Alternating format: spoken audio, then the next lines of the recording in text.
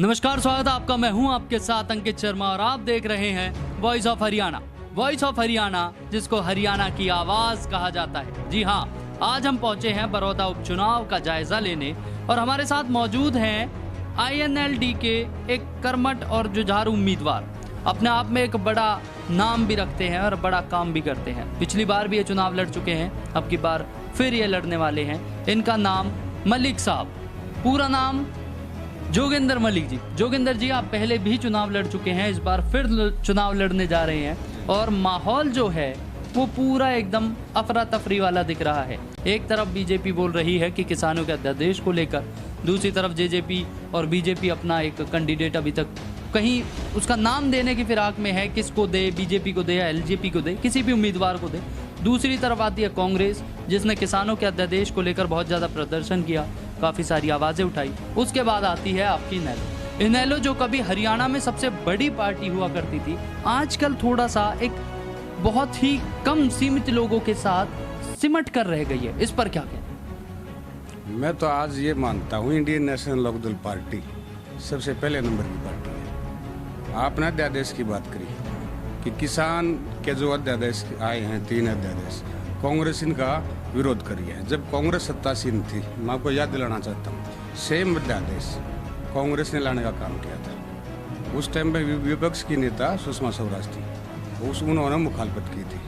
मैं आपको बताना चाहूँगा, रोहतक से जो हमारे राज्यसभा सांसद हैं दीपेंद्र हुड्डा जी, वो खूब भी उस बिल का फेवर कर रहे थे और कहते ये किसान के हक में है।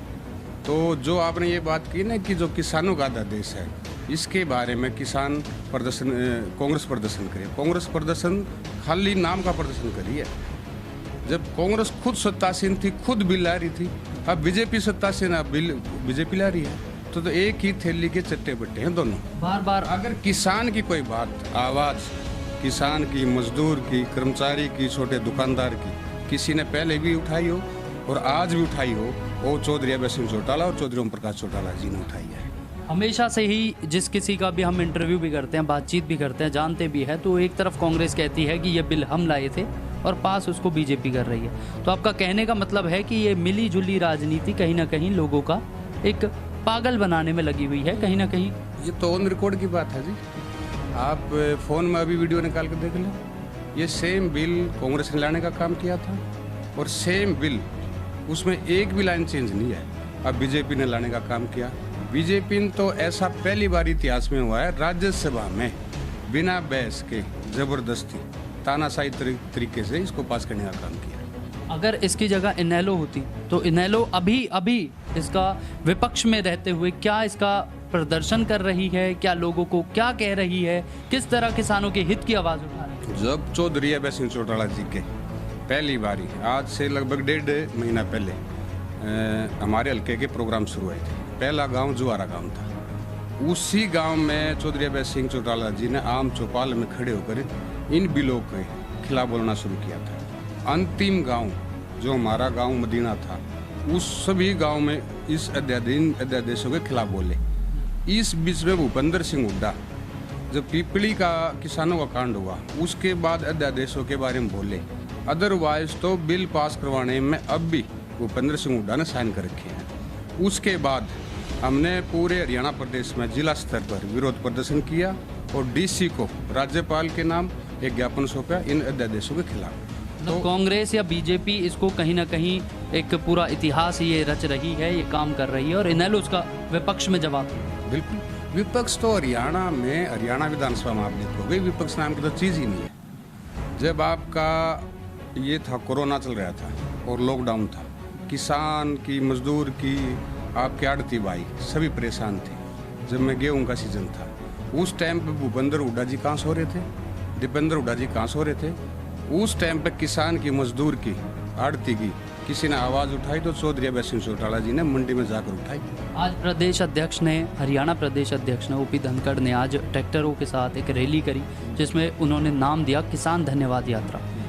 उन्होंने भरपूर एक लोगों, किसानों के लिए अपनी बातें रखी, MSP से लेकर बाजरे की खरीद से लेकर जितने भी अध्यादेश के तीनों जो नियम हैं वो सारे उनके सामने रखे और उसके बाद कहा कि कहीं ना कहीं किसानों को बरगलाया जा रहा है। जब बीजेपी के देश के हमारे किसान जो इनका सेल है उसके अध्यक्ष थे ये अपने धनखड़ साहब। आरद बदन होके कपड़े उतार कर कांग्रेस के खिलाफ प्रदर्शन कर रहे थे कि स्वामीनाथन रिपोर्ट लागू करो। आज वो क्यों भूल गए? सत्ता का नशे में आकर भूल गए, नहीं भूल गए। तो आज धनखड़ साहब ये जो रैली कर रहे हैं, ये इसमें आपने अगर ग्राउंड लेवल पर जाकर देखा हो, मैं बता दूं जो मैंने सोशल मीडिया में देखा है, किसानों से पूछा जा रहा है कि आप सरकार से खुश हैं? बिल्कुल मना कर रहे हैं। पूछते हैं आप जैसे मीडिया वाले भाई पूछते हैं कि आप यहाँ क्यों आए? हमें तो दिहाड़ी पे बुलाया गया, हम भाईचारे में आए हैं। हमारे किसी भाई को टिकट मिली थी, हम तो उसके चक्कर में आ गए, हम तो स्वाद लेने के आ गए। किसी भी एक जो ट्रैक्टर वाला भाई था मन से दिल से कोई रैली में नहीं आया था। तो धन्यवाद किस चीज़ का रहेंगे? ये तो पीछे धनखड़ साहब तो ऐसे ऐसे बयान देते हैं। कुछ पीछे जो खराबे का कोई मामला था, चेक वितरण हुए थे, मेरा तो नाचने का मन कर रहा है। इनकी तो हरकत ऐसी है, मैं क्या बताऊँ इनके बारे में। मैं आपको अगर मैं आपके बड़ौदा उपचुनाव की बात करूं तो आप एक INLD का एक बड़ा चेहरा माने जा रहे हैं। अगर आपको इसमें मौका मिलता है, आपकी उम्मीदवारी यहाँ पे घोषित होती है, क्या कुछ जनता के लिए करेंगे? क्या कुछ इन लोगों के लिए करेंगे? क्या कुछ किसानों के हित के लिए करेंगे? देखिए, मैं दो बात बताना चाहता हूँ। एक तो पहले स्टार्टिंग में आपने कहा कि कर्मठ उम्मीदवार, अभी हमारी पार्टी ने कोई उम्मीदवार नहीं घोषित किया। अभी बहुत सारे उम्मीदवार और बहुत मेहनती, मेरे से भी ज़्यादा मेहनती उम्मीदवार कैंडिडेट हैं जिनको पार्टी चुनाव लड़वा सकती है। और मैं मजबूत चेहरा, मैं नहीं, और भी बहुत सारे साथी हैं। दूसरी बात रही आपके सवाल के जवाब की बात, मैं या इंडियन नेशनल लोकदल पार्टी या कोई भी हमारा साथी, अगर यहाँ की हमारी बहुत ही बहादुर और समझदार जनता ने, वोटर ने अगर विधानसभा में भेजने का काम किया, हम हल्का बड़ौदा के लिए, जो कि एक चमन के चमन गांव आते हैं, बिल्कुल ग्रामीण क्षेत्र है हमारा, इसमें सबसे बड़ी समस्या किसानों के लिए सिंचाई के पानी की है, पीने के पानी की है, शिक्षा की है। यहाँ कोई भी गवर्नमेंट कॉलेज नहीं है। चमन के चमन गांव में ना कोई लड़कियों का कॉलेज है, ना लड़कों का कॉलेज है, ना ही कोई बड़ा स्वास्थ्य सेवाएं हैं यहाँ पर। हम ये सारी सुविधाएं उपलब्ध करवाने का काम करेंगे। साथ ही साथ में यहाँ कोई बड़ा उद्योग लगाने की भी हम कोशिश करेंगे। और हमारी साथ के साथ में एक और कोशिश रहेगी, हमारे बहुत 5-6 गांव बड़े बड़े हैं, बुटाना है, आपका कथूरा है, सामड़ी है, भैंसवाड़ है, तो ऐसे बड़े बड़े 5-6 गांव हैं। उनमें से एक को उप तहसील का भी दर्जा देने का हम काम करेंगे।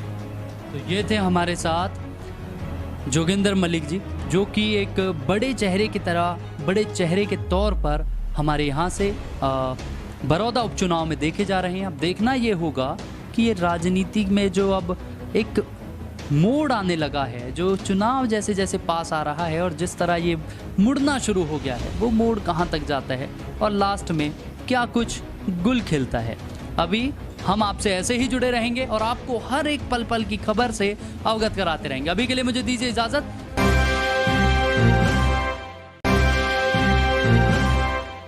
नमस्कार, स्वागत है आपका। मैं हूं आपके साथ अंकित शर्मा और आप देख रहे हैं